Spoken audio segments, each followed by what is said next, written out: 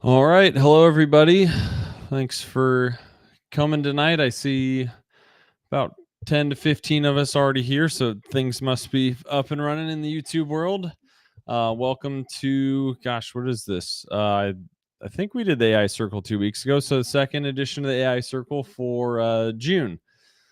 Hey, Steven, I see you in the chat there. We will, oh, that's weird. Some people dropped off. I'm sure they'll be back. Anyway, we'll get this thing going here in a second. Just before we get into anything, let me go over a couple slides. I know we always have a few new folks that are joining us. This is kind of our agenda that we run by. We'll give you a market update of what's gone on since the last time we met. Sometimes the AI has made some trades, sometimes we really haven't, and there's not a ton to chat about. And then probably the reason a lot of you are here, if you have any questions, feel free to really ask them whenever. If it's applicable, I'll chime in and interrupt Kelly and we'll answer your question. If not, we'll save it for the end. And as always, we will pick a winner, and they will be our Amazon gift card giveaway winner for the night. So with all that being said, let's get Kelly in here. Kelly, how's it going? It's hanging in there, Lee, and that's what I think I say every time. So maybe this Right. time I'll say I'm doing well, and I feel healthy outside of the heat that I know that it's unbearable in Sacramento or the Phoenix area where I'm at. And boy, do we mean heat. No kidding. 109 for Phoenix today, so I'm not going outside. Well, a couple people in the chat have said where they're from. Lucy is on the Big Island. I'm sure it's a little more moderate there than what you and I are experiencing.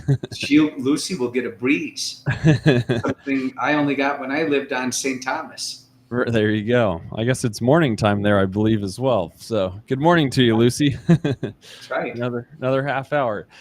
Kelly, anything you want to start us off with? We obviously got to get the Well, disclaimer out of the way, but no, I think we're going to start today and go through a market update. There really hasn't been much going on, and I think most of you should know that the markets are kind of in steady mode. We'll go into that. Lee, why don't you do the quick disclaimer? fun stuff. So, iFlip Investor Inc. and iFlip Financial Services are not financial advisors and do not make, buy, sell, or hold recommendations on any financial instrument. This presentation is for educational purposes only. Unique experiences and past performances do not guarantee future results. All financial investments involve risk, and you should speak with your CPA or financial representative to ensure the iFlip smartfolios you select are suitable for your investment profile before trading in a live brokerage account. I kind of stumbled on my words there. I read Lucy's message, said, "Not gonna lie, it's pretty lovely here." Way to rub it in, Lucy. I like it. We all like that. Well, hello, everyone. Thank you, Lee, for putting out that disclaimer. Those things aren't actually necessary. That way, one day when they look back, if the world of regulatory bodies look back, they know that we do this consistently, and that's something that is important. We want to make sure Uncle Sam is happy. Um, let's see. I think the best way to start this AI circle um, is there'll be a couple things. Maybe I'll throw a quick teaser at the end to show you how we kind of build predictors inside of machine learning. It's complicated, but it's a system we have that was built internally that shows how we can model things. So you've heard me refer to map sometimes, perhaps, or modeling, or strategies, or algorithms, or AI. I hate AI. I like machine learning word better. Um, again, AI is a misused term deeply. Everybody seems to say they have it, but they don't. So it doesn't mean it's not ubiquitous, but at least inside of what we do, it really does exist. And I'll show you something at the end that's kind of more forceful evidence. Anyway, let's get to the markets. Screen up, so go ahead. Yeah, hopefully you guys can see the screen good. I think we should start with oil. And we know why the oil prices are up. It's called a war going on in mostly Iran, and to some lesser extent Israel. it is actually a make or break situation in the Middle East. And so it's going to have a profound effect on a lot of commodities, and everything from gold to oil. But let's take a look at oil, because when we think of the Middle East, we think of oil. And as you can see right here, oil is spiking. So the war came and we started to see the run up in price in a barrel of oil, of West Texas Intermediate, which is what this contract or this symbol is actually representing. And we have seen it spike all the way up to around 77 a barrel. We are currently sitting at 73 a barrel. What does that mean? Is oil going higher? Now, I know most people are oil bears, right? And the reason we are is because we know that we're trying to lower the price of worldwide oil. That is one of the focuses of this administration. However, oil priced here or at $60 a barrel or $55 a barrel to $70 a barrel, it's not going to make that much difference at our price at the pump. The Arizona price is just under $3 for regular. I know it's a lot cheaper in Texas. We know it's a lot more expensive in California. But the bottom line is oil has actually been pretty steady. Even though it's been volatile, it has steadily gone lower in price, and the prices at the pump have become lower. This spike, I think, assuming that this war doesn't escalate much further, will probably stay in this neighborhood until the issue is resolved in Iran. From there, we can't make the instant bet that oil will go back down and retest its lows or even make new lows. We just don't know. And that is one of the reasons why we put this up, is why we kind of want to manage these kind of commodity-like symbols. Like, I'll give you an example of ExxonMobil. ExxonMobil's basic all-time high recently was around 124 a barrel, or 124 a share, sorry. And we are now sitting at about 113, which is about, literally, if you think of it, literally just 10% off its all-time highs. It's gone through about a 13% rally since the start of this war. But I expect ExxonMobil to still be a hold, pick in the dividends, etc. From this, we're going to kind of transition over into the pipelines. The pipeline that was kind of an interesting story today is All Plains American. Why did it spike up 67 cents or so? And that is simply because they sold off a division of their company, and the sell-off will mean they're going to have just more cash. So it looks better on their balance sheet, etc. It was a strategic move for them. I'm still sanguine, both All Plains American and Energy Transfer. Remember, these things did post highs of about $21 a share each briefly near the end of February, or sorry, the beginning of the year area. They've have come down markedly because of the Trump administration. They're about halfway back to their highs. I suspect that these things are going to languish here over the summer. And again, I think they will resume a higher movement by year end. In the meantime, we want these things for what? The dividend. That's why we own them. Quickly to the Mag 7. All of the Mag 7 basically have recovered. There are a few exceptions. Netflix never really went down early in the year, or the April lows. These were the April lows when we were coming out with the tariffs. They did post some lows, but nothing significant. And since then, we've made significant new highs. Microsoft, kind of a same kind of thing, printed the lows, then made new highs. NVIDIA, same thing. Google, not so much. Didn't get back to its old highs. Apple, same thing, didn't get nearly back to its old highs. Why is Apple having a problem? It's a great stock, but it's really more about China with Apple. Mag 7, though, generally is going to kind of be steady to higher. Remember, earlier in the year, even with machine learning, it wasn't my favorite because it's just, I don't see where some of these stocks could really improve on the prices they hit near the end of last year, which is mostly all around their all-time highs, all of them. So either way, these are still great stocks. They will kind of rally if the market has legs. In the market right now, it's definitely got legs. It is kind of consolidating to go higher. Let's take a look. Dow, really a nothing burger today, down 44 bucks. Nothing to talk about. I feel like I'm a talking head on a late night business show. I remember them too. So here's another one, the dollar index. That's really worth noting. The dollar has definitely become weaker since 2005 when we hit highs. But at the beginning of this year, the dollar has weakened substantially. It's literally lost 10%. Why? That is a good question. Given that the European Union and really most of the world have lowered their interest rates, and we have kept ours high, relatively high, not lowered our rates, thus Trump's disdain for Chairman Powell. Why has the dollar weakened given that interest rates are relatively high here compared to the rest of Europe? The only mechanism I can really say is because just the flows and the tariffs.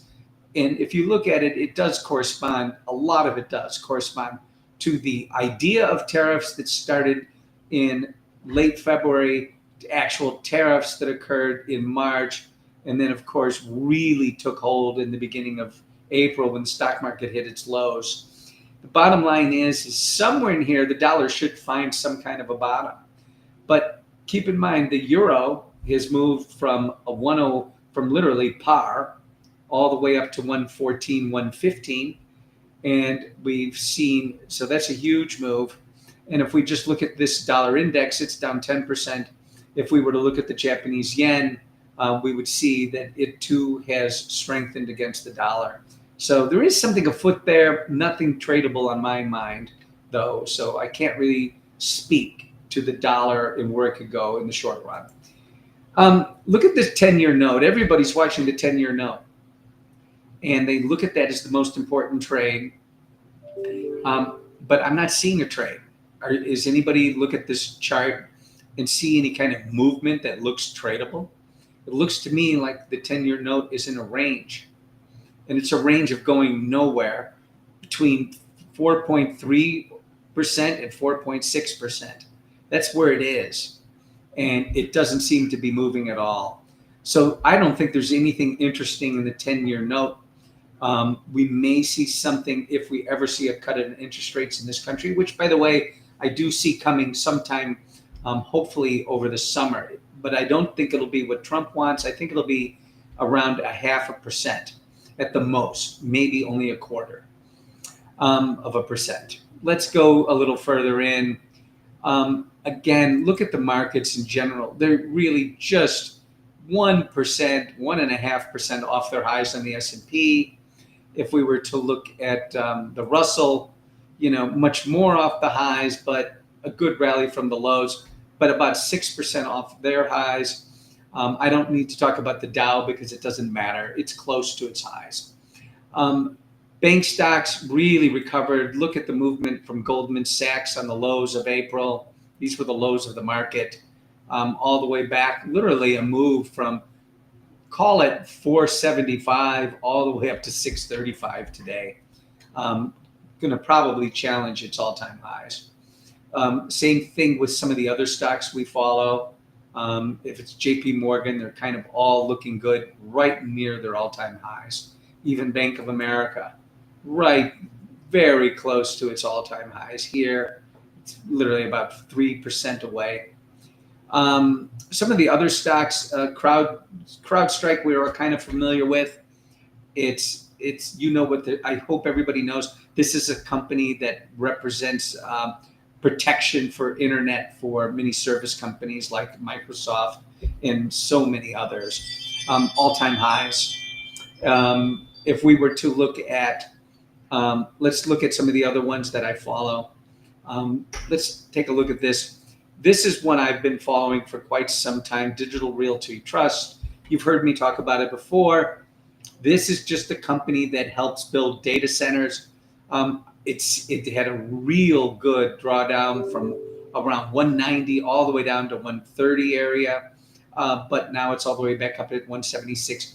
I think it's going to make new highs by the end of the year, so I'm long. Cruise lines, kind of coming back. I don't know. My expectation is for these things to make new highs. This is Carnival Cruise Lines. I definitely see Carnival Cruise Lines with the chance, if we can get any stability after the Iran-Israeli war, that we could see this thing go back up to around $30 a share, making a new high. Customers do want to cruise. Cruising is all over it is in our face through advertisements and otherwise. And in general, the industry is healthy. The other one, I'm personally long this one, for whatever it's worth. It's just my opinion. This is Norwegian Cruise Lines. I kind of like it because it looks more dislocated to me than Carnival. So I'm an owner of it. I don't recommend it though for anybody else. And even if I did, it's only an opinion. Let's look at Landbridge. You know, I've been talking about these stocks for a long time.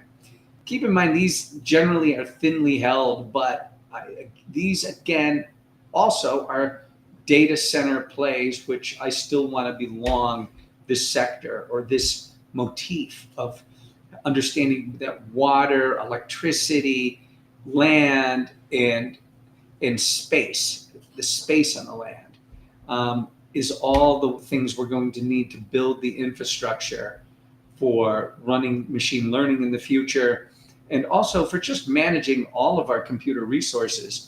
These things will be in the cloud and literally much less on our hard drives. Interesting, kind of hanging in there stocks are the things like old boring stocks like AT&T. Here's AT&T. Nobody liked AT&T back here when it looked like all it could do was go down. As you notice, after COVID, all AT&T did is go down. And what happened? Its dividend got higher because they kept on paying dividends. The little blue lines here tell you that. Well, those dividends were extremely generous at these lower prices. But we have rallied approximately almost 70%. And we are still collecting close to 5% dividends on these stocks. So it's kind of hard to just say, oh, they're boring. Well, if a stock can move up 70%, pay me a 5% dividend area during that meantime, I have no problem with that personally. Verizon to a lesser extent, but it's kind of done well too. Again, after COVID, straight down, not the same movement that AT&T has back up, but it's still good and it pays a good dividend. So these are good stocks to kind of hang out in.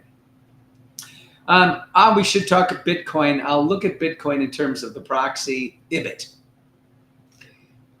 Again, after the lows that we saw in April, Bitcoin went up and made a new high. 62 in IBIT. It worked out to be 111,000 in the actual Bitcoin. And where are we now? We are about 3% off that at the most. Actually, about 2% off of that as of today. We're at about $59 a share in IBIT, puts us, I think, around $105,000 a coin in the actual Bitcoin. So again, these are important things to note, that Bitcoin is near its highs. The stock market is near its highs. The bond market is locked in. Oil prices are on a rally, and the dollar, of course, is actually weakening, but probably near the end of its current weakening cycle. What does that all mean for the summer? You've heard this expression of sell in May and go in May. I think that's going to hold true this summer.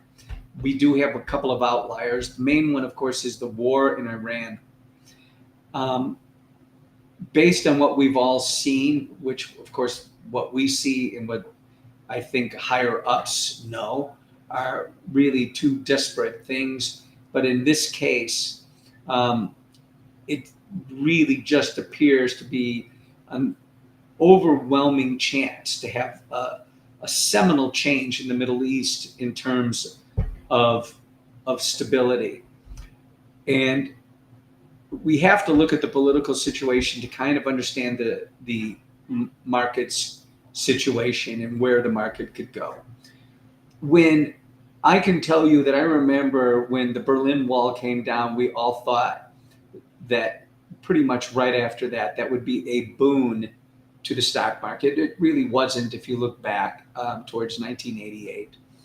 But ultimately, of course, all of us that would be listening to this podcast would love to be able to buy all of the stocks I just mentioned and hold them if we could buy them at 1988 prices. What as the world does get more stable, there's generally something else that will come in and destabilize it. But the reality is that likely in the months ahead, there will be a resolution to this. Hopefully, in the days or even most maybe just weeks ahead, there will be a resolution. I don't think the market's going to react negatively or positively on either of these things because we have oil in the background. So we have forces that could cause rallies, and we have also forces that could cause declines. So what do I see? Again, sell in May and go away. I kind of see a steady market in the summer to a bias to the higher side, but just a small bias. What does that mean for our flip investors that are invested in the three core portfolios? If you're in the three core portfolios, you just stay there. Because again, investment is just that. It's not trading. We're here for the long run growth of our funds, whether they're custodial in an IRA or a Roth, or whether they're personal and they're just owned by us and we have to pay taxes on them if we sell any of those stocks. So when we look at the things in this context, this is not a time to make any decisions. This is a very slow time in the markets, even though a lot's going on. And I suspect that the market within the next, over the summer, would just marginally be a little bit higher, maybe a little bit new highs, maybe 4 or 5% higher from here by, say, sometime in August. And maybe as much as 4, 5, 6%, same thing, lower by August is just as possible. But to the AI and the machine, it means nothing. We might have some small trades. You might notice that the trading is kind of, you'll see fewer things happening in your portfolio other than the usual adjustments that occur kind of, on a much more frequent basis when you're adjusting by fractions of shares, if depending on your account sizes. But I wish there was more going on to talk about because it's always more fun, albeit that it's also often more scary. But for now, Lee, that's it. That's all I have for today. Perfect. Your audio was fantastic, so I didn't say anything, but your camera, unsurprisingly, did end up freezing. Don't worry, I'll unfreeze me while I have must have just overheated. That smug look of my face off my. I turn it off, and then I turn it back on, and it generally goes. It's all right. Why that is. That's all right. Any questions in the chat? I don't see any. Just a few comments. If not, if no one has any questions, we'll let you guys get on with the rest of your afternoons. But yeah, nothing too exciting going on, which for better or worse, sometimes boring isn't that bad. Yeah, boring is actually good. This is good. It means we shouldn't have any fear, but we shouldn't also have any great expectations in the short run coming into the summer. Yeah. I'll give it a second for the folks. Chat to catch up just in case, but I think we're probably good. We're going to call it a night. If there is anything that comes over after hours, I'll just bring it up next time. Steven, let's see. Should I review the new? Wait. A new trade confirmation is available for you. I think, Steven, and just in case anyone else has this, and don't let me take this out of context, but every time a trade happens or there's like a new statement available, you'll get an email that I believe it's from Apex actually. It'll say there's a new trade confirmation. All it's really doing is just telling you that there is some activity in your account. There's nothing that you have to do like for someone who's just joining us or maybe just started with us, you don't have to, say yes or no to any trades or anything like that. There's nothing for you to do on a daily basis. That's just kind of their notification system, I guess, to let you know that something has happened. That's all. Yeah, it's just a notification like a trade has occurred or something. You should get those. It tells you something's going on. Hey, by the way, Lee, real quick before we jump. You going to show the spoiler? Yeah, I'm going to show the spoiler here. All right, your screen's So everybody going. take a look here real quick for the people that are on today. What you're looking at there is the background of me building a predictor. I'm building a predictor for Caterpillar. The predictor is trying to guess, in my case, right now, the volatility looking back 10 days and walking forward 15. That's designated by this little box right here. If you can see, let me go over here that you can see it right here. The red line flashing tells me it's running. These things generally take between an hour and 3 hours to run, depending on the data. Since Caterpillar's been around a long time, it'll take closer to the 3 hours. And so this is the way we do it. This is the bottom, which is actually showing you the last one I ran a predictor on, General Electric. And it shows you the way the predictor would work versus the way, for example, a simple algorithm would work versus buy and hold. So this is actually our back end that is just modeling or building predictors. This is the real AI that runs behind the scenes. This is the business that we're in. And these ultimately, after review, become the signals that actually will show up and come to you through those emails that you might get was it Stephen that just mentioned? It's because it's seeing one of these little B's down here. If you can, see it. You can see it maybe a little B or a little S somewhere in there, like here. And when it sees those, that's where we're getting our signals. This doesn't mean it's working right now. We do this on an update every night for the previous day. However, what you're seeing here is actually going back and building it historically. We're using right now 18 years of data to build it and learn. And I just thought it might be interesting for everybody to see what it actually might look like in the background. Because a lot of people, and we'll end on this, people say and use the term loosely. But until you can see code and things running that kind of give evidence to that, it should all be questioned to say, what is the AI? How is it being built? What is its purpose? What are you trying to predict? Those are the proper questions to ask someone if they're truly using machine learning to build something. So I just thought for me, that's kind of what I do in the background. I work with the people that actually built that, that's actually the back end. And it's kind of my job sometimes to just build the actual predictors after we've built the code. So the code is one thing to build, but that doesn't do anything. We got to build the actual thing we use. So I just thought it would be a cool little thing. We'll remember that hopefully in prosperity in the future. And again, for this, thank you everybody for attending this Wednesday. Yeah, there's just a couple questions, and sure. I was just nothing I don't think for you, but I know people sometimes will ask, like, hey, can your AI manage XYZ stock? And I know people get a glimpse of what we're kind of looking for. And sorry, I don't know your name, but it's your YouTube account is Largent Media. I answered your question in the chat, but for anyone else wondering, they were asking if you can move a Roth over to us. Absolutely. That, in my opinion, is the best way to use our platform. And then Mario had a question about the recurring deposit. So how it's set up right now is you can auto invest into a core strategy on a weekly, monthly basis, etc. He's asking if we'll be able to do that into other ones. That's something I've brought up before. I don't know if we're any closer to enabling it. Something personally I wouldn't mind having. kind of can save some people a step, but also at the same time, I understand why it is into the core strategy, because in my opinion, that should be your core. And then you kind of supplement the rest of your portfolio with those additive ones.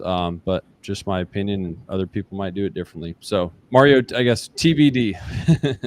Yeah, we got to wait a little bit on that one, but it is a good question. But for another time, there's a lot of reasons to answer that you don't always necessarily want to reinvest that way, right back into the same strategy. However, in this particular case, there's merit to that. We don't do that on all the other portfolios yet, but there is merit to reinvesting any Bitcoin profits from the trading aspect of it back into the BitFlip smartfolio.